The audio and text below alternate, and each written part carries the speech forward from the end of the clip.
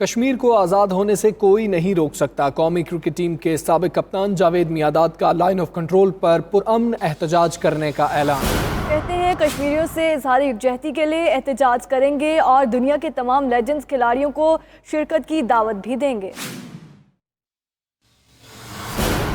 دنیا سے جو بھی مجھے جوائن کرے گا میں ضرور جاؤں گا، اور میں جا کے وہاں پر یہ چیزیں بتاؤں گا کہ دیکھیں ہم لوگ پیس چاہتے ہیں، ہم کشمیریوں کے ساتھ ہیں، بالکل رہیں گے، ان سے ہمیں کوئی الگ نہیں کر سکتا، پاکستان کو نہیں کر سکتا، نہ مسلمانوں کو کر سکتا ہے۔ تو یہ چیزیں بڑھتی جائیں گی۔